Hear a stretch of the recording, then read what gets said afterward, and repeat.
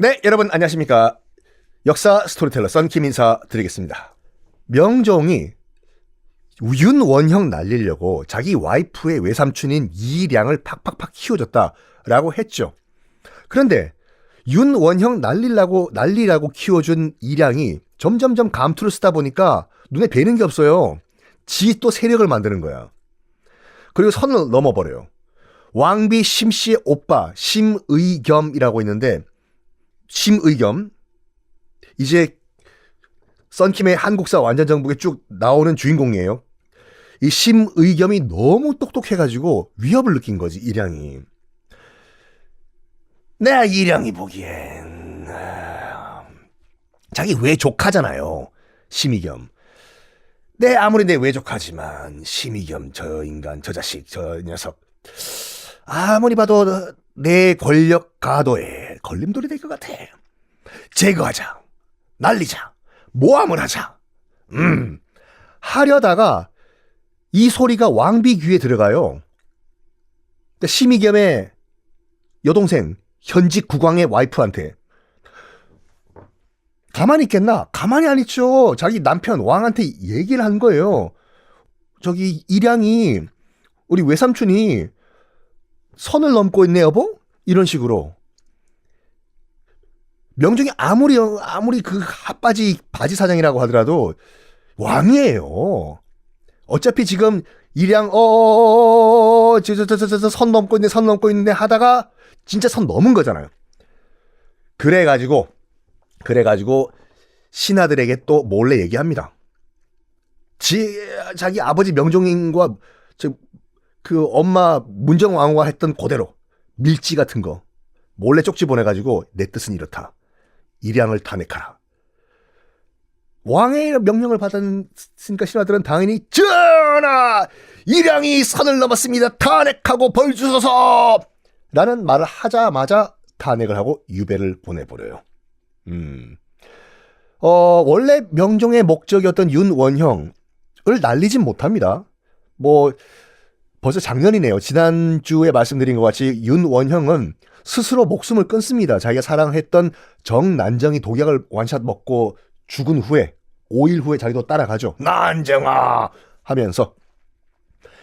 윤원형을 날리진 못했지만 그래도 권력이 예전만큼은 못해요. 왜? 자기 사람들이 우르르 일양 쪽으로 갔다가 왔다가 야, 아무리 봐도 윤원형 지금 자기들도 알죠. 우리 주상이 아무리 봐도 지금 윤원형 지금 날리려고 하고 있어. 정치구단들은 눈칫밥으로 산다니까요. 그래서 예전만큼 그런 권력을 유지 못합니다. 자, 이런 상황에서 이렇게 중앙정부가 정치 싸움으로 개판이 되고 있는 이런 상황에서 나라에 큰일이 하나 발생해요. 원래 어제 이거부터 시작을 하려고 했는데 작년 마지막 방송 그렇게 말씀드렸잖아요. 뭔가 큰 사건이 발생한다. 근데 명종에 대한 얘기가 너무 없다고 말씀하셔가지고 말씀드렸습니다. 명종 10년 을묘년 서기 1555년 1555년 갑자기 전라도 남쪽에 왜구, 일본 정규군 아니에요. 해적대들이에요. 왜구 7,000명이 상륙을 합니다. 그러니까 지금까지 왜구들의 노략질은 신라시대, 고려때 등등등 꾸준하게 있었는데 그때는 한 몇십 명? 많아봐야 100명 정도? 아니었거든요. 여긴 7,000명이 상륙한 거예요. 즉 여러분 임진왜란이 언제 터졌죠? 1592년이잖아요. 요때는 1555년 임진왜란 터지기 몇십 년 전이에요. 임진왜란 이전에 최대 규모의 외변이 터집니다.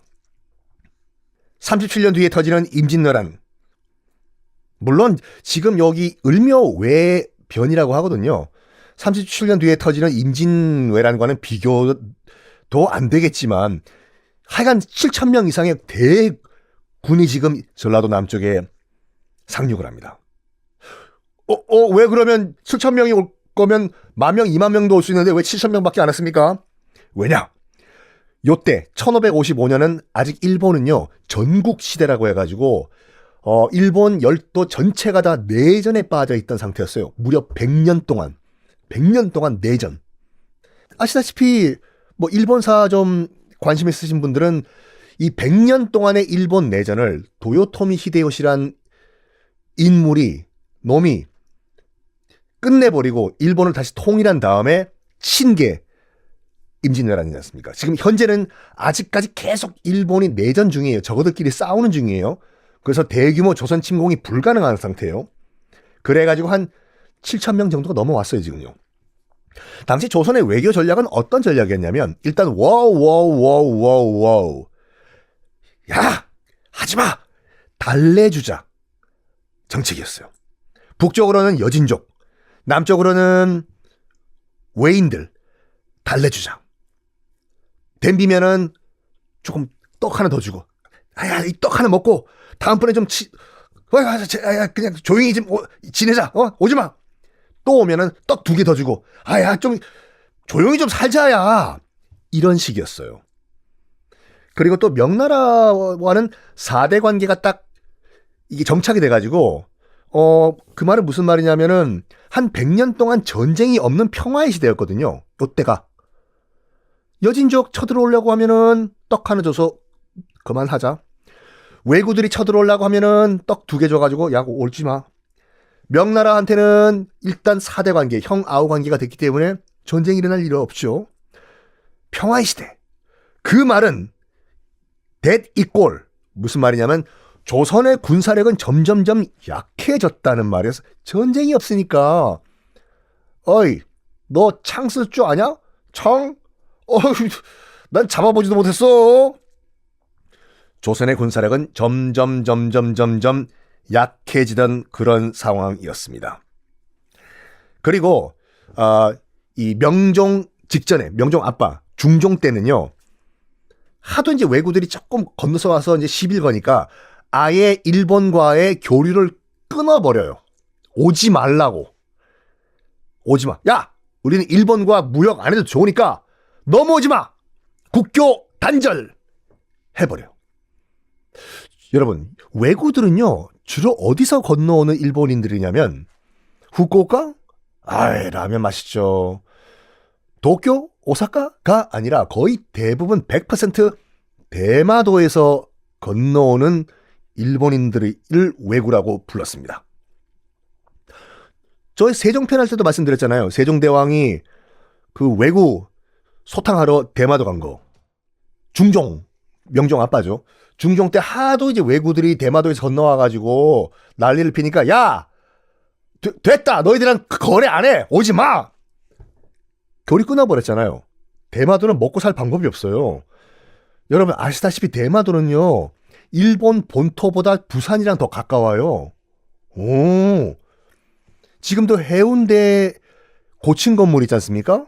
해운대 고층 건물에서 날 좋은 날에 딱 보면 대마도가 보여요.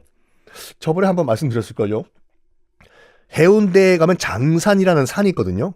높은 산.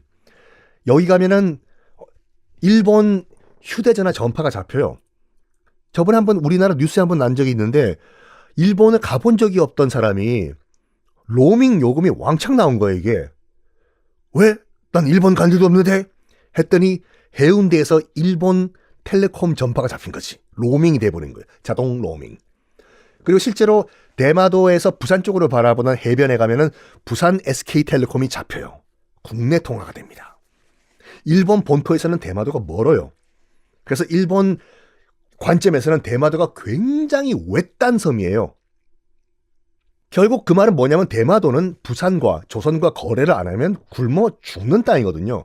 대마도 가보신 분 알겠지만 거기는 90% 이상이 산이에요. 평지가 거의 없어요. 농사 안 돼. 조선과 거래를 해야 돼요. 그러니까 대마도주가 조선을 건너와요. 명종 만나면서 싹싹 빌어요. 스미마생! 스미마생! 와다시가 스미마생 데스. 한 번만 용서 데스. 다시 교육 좀 구다사이. 혼돈이 구다사이. 해요. 명종 때 와가지고 대마 도주가 싹싹싹싹싹 비니까 제발 혼돈이 무역부다사이. 다시 교역은 하지만 명종도 그래 너희들이 이렇게 싹싹 비니까 뭐 그래 다시 거래는 하되 명종이 이제 딱 선을 그어버려요. 대마도에서 조선 부산포로 건너올 수 있는 무역선은 25척으로 제한한다. 너무 그 이상 안 돼. 딱 너희들 먹고 살 정도만 제한을 해버려요. 그러니까 이 대마도인들, 그 이른바 왜구들이 슬슬 이제 불만이 생긴 거예요. 야 너무한 거 아니야 이거? 확 그냥 진짜 25척 가지고 누구 입에 밥풀 칠하라고 진짜. 야! 안 되겠다. 우리 원래 전공이 뭐지? 노략질. 그렇지. 확 그냥 우리 대마도의 파워를 한번 보여줄까? 가자! 해가지고 불만이 점점점 쌓여가다가 빵 터져버린 거예요. 가자! 7,000명 배에 타! 한 다음에 어디를 가냐면 해남 땅끝 마을. 자, 여러분 지도 한번 보십시오. 완도 있죠? 완도. 완도와 전라남도를 이어주는 그 부분, 전라도의 끝부분, 그 달량진이라는 데가 있어요. 지금도 있어요. 달량진 횟집 맛있는 데 많아요. 땅끝 마을 여행 가시면 달량진 가보시라니까요. 이 달량진에 상륙을 해요. 7,000명의 왜구가 상륙을 합니다. 달량진에서 쟤들 뭐냐? 너희들 뭐냐? 와다시다시와 왜구데스. 알았다와 조선진 데스가 너희들 큰일났다 데스. 공격하려 데스. 7,000명이 와서 와르르 덤비니까 달량진이 거의 무너질 직전까지 와요. 그래가지고 지금 왜구가 7,000명 이상 상륙했다는 소식 듣고 주변에 있는 장군들도 와가지고 도우려고 왔는데 다 포위가 돼버려요. 다 포위가 돼. 달량진 성 안에서 화살을 쏘았는데 다 떨어져 버려요. 야! 남는 화살 없냐? 화살 다 썼는데요. 아이고 어떡하냐 이거. 그래가지고 달량성에 갇힌 조선군들이 밖에 있는 왜구들과 우리 평화협상하자라고 제안을 해요. 이봐! 왜구! 우리 화친하자! 평화에서 혼돈이 나이스 데스! 눈치를 챈 거야, 밖에 있는 왜구들이요. 저놈들이 무기가 아리마센! 무기가 없네! 이마 공격 타임 데스! 해가지고 더 공격을 해요. 그래서 달량성이 점령을 당합니다. 점령을 당해요. 그리고 다른 지역에서 지금 달량성을 도와주기 위해서 오고 있던 장군들도 지금 달량성이 왜구들에게 점령당했다는 소식을 듣고 놀랍게도 도주를 해버려요. 싸우지도 않고. 와우. 그러면서 위에 사령부에는 얘기를 해야 될 거 아니에요. 뭔가 핑계가 필요될 거 아닙니까? 그래서 도망을 갔던 장수들이 뭐라고 얘기하냐면 저기 어쩔 수가 없었습니다. 장군님, 아니 육군참모총장님, 저는 공격 명령을 내렸는데 부하들이 공격을 안 했습니다. 아유, 저는 공격했는데 얘네들이 뒤로 후퇴했단 말이에요. 야, 이거 보니까 왜구들 이거 조선군 완전 추인껌 됐네. 그래가지고 잡힌 장수들을요 풀어줘요. 그러니까 이긴 자의 여유. 그러면서 뭘 하냐면 알았다, 이리 와라 데스. 그러면서 편지를 씁니다. 이거 등기속달로 한양에 있는 너거 임금에게 보내라 데스. 무슨 내용이었을까요? 을묘외변이라고 하는 1555년에 일어난 7,000명 규모의 왜구들 상륙작전. 그러니까 37년 후에 임진왜란에 비해서는 뭐 소규모지만 이때까지는 최대 규모의 왜구 상륙이었어요, 이게요. 공격하니까 바로 조선성 무너지고 장군들 다 잡히고 도와주러 오던 장군들 겁먹고 도망가고 하니까 왜구들 기살죠. 아, 혼돈이 기분 좋아 됐어. 오늘 밤은 사케 완샷 됐으네. 편지를 써가 장군들 풀어줘요. 너가 내 집에 가라 됐어. 근데 저도 맞다고 다사이. 그런 다음에 편지를 줍니다. 그 편지 내용에는 뭐냐면 조선 임금 들으시오. 우리가 바로 다이렉틀리 한양으로 가겠소. 한양까지 가가지고 한양 치자. 우리가 공격할 테니까 준비해라 한양. 이런 정말 대범한 건방진 건방진 글까지 썼습니다. 이럴 때 또 영웅이 등장을 해야 되겠죠. 이준경이라는 일단은 유학자예요. 유학자인데 무인이기도 했습니다. 요때는요 무인과 문인을 겸직하는 경우가 많았거든요. 하늘천 따지 공자왈 맹자왈 하다가도 칼 들고 나가시는 분. 이준경, 요 분도 꼭 기억하세요. 요 다음 왕편에 자주 등장합니다. 이준경, 지금은 유학자지만 무인 장군이에요. 어떤 사람이냐면 조광조의 제자예요. 이 말로 끝난 거죠. 이 말은 뭐냐면 원칙주의자예요. FM. 내 놈들! 지금 주상제나 지금을 치러 온다고 하는데 너희들이 도망을 가! 이놈! 내가 직접 토벌하러 가겠다! 해서 이준경이 진짜 무서운 기세로 남쪽으로 치고 내려옵니다. 근데 이준경이 왔어요 지금. 전라남도까지 와가지고 공격하라! 했는데 부하들이 덜덜덜덜 떨면서 안 나가요. 저거 안 가면 안 돼요 장군님. 이준경은 불같이 화를 냅니다. 내 이놈! 네가 군인이냐! 비켜라! 내가 선봉해서겠다! 해서 이준경이 치고 나갑니다. 일단 저쪽은 7,000명인데 이쪽은 기록에 따르면 한 10명에서 20명 정도 치고 나갔다고 하는데 문제는 뭐냐면 10명에서 20명이 그냥 일반 조선 병사가 아니라 기병이었어요. 말 타고 다니는 기병. 저쪽은 정규군이 아니에요 여러분. 왜 구해요? 37년 후에 건너오는 건 정규 일본 군인이지만 쟤네들은 그냥 해적대예요. 이쪽은 정규 훈련을 받은 이준경의 기병들이에요. 말 타고 창 휘두르는. 그러니까 추풍 낙엽처럼 쓰러지기 시작합니다. 왜구들이. 와! 이따이 데스. 와다시와 오늘 죽는다 데스. 그러면서 기록에 따르면요.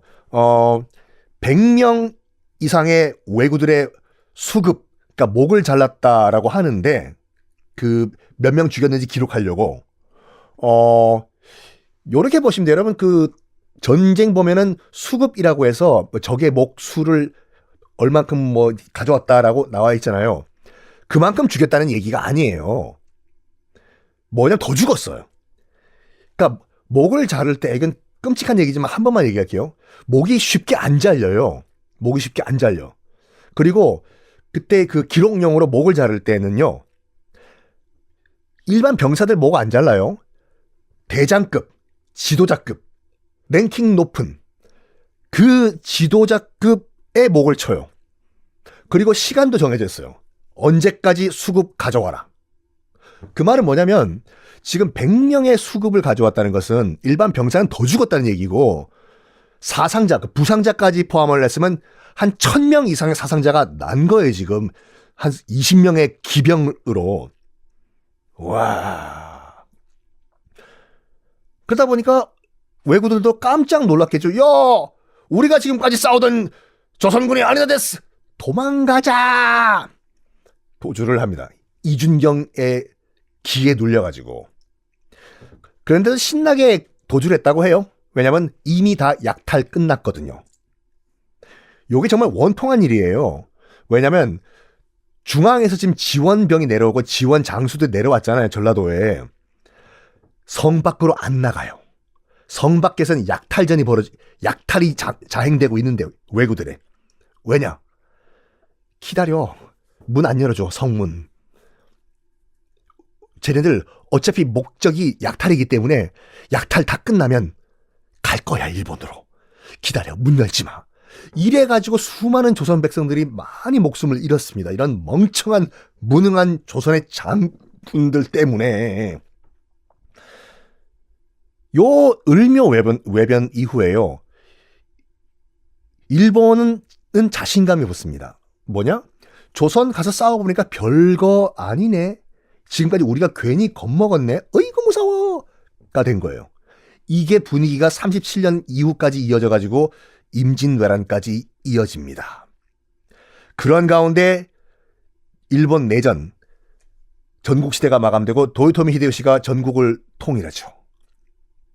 이렇게 싸워가지고 이준경 없었으면 큰일 날 뻔했는데도 조선은 임진왜란이 터지는 그 순간까지도 계속 일본을 무시합니다. 자, 명종시대인데 명종 이야기를 안 할 수가 없죠. 오늘도 조금 해드리겠습니다. 이제 명종도 이제 문정왕후가 죽었어요. 이제 본격적으로 직접 통치를 하려고 합니다. 그리고 또 기어오르던 외삼촌 이량도 유배 보낸 다음에 빠이빠이빠이 했잖아요. 참 그 명종도 억울할 거예요. 자, 지금부터 어머니도 가시고 외삼촌, 우리 와이프 외삼촌 기어오르던 이량도 가고 이제 한번 내가 한번 직접 한번 통치를 해볼까 했는데 명종에게 남은 시간은 2년밖에 없었습니다. 아이고, 명종에게는 아들이 딱 하나 있었어요. 순회 세자라고, 다음 왕이 될 아이죠. 그런데 13살에 자기 이 아들 순회 세자가 죽습니다. 하늘이 무너지는 거죠. 그래서 웬만해서는 그 감정을 안 드러내고 조용히 있던 명종이지만 아들이 죽고 난 다음에 정말 멘탈이 붕괴가 돼가지고 매일 포금을 했대요. 포금을 해요. 그리고 매일 술주정이 어마무시했다고 해요. 물론 이해를 해요. 그러니까 아들이 죽었는데 아빠가 멘탈 붕괴되죠. 근데 더 큰 문제가 있어요. 다른 아들이 없어. 후사가 없는 거예요. 대가 끊긴 거예요, 지금. 와우. 그래서 일단은 백업 플랜으로 만약에 내가 또 아들을 못 낳을 경우에 왕은 이어야 되니까 백업 플랜을 명종이 생각을 해봅니다.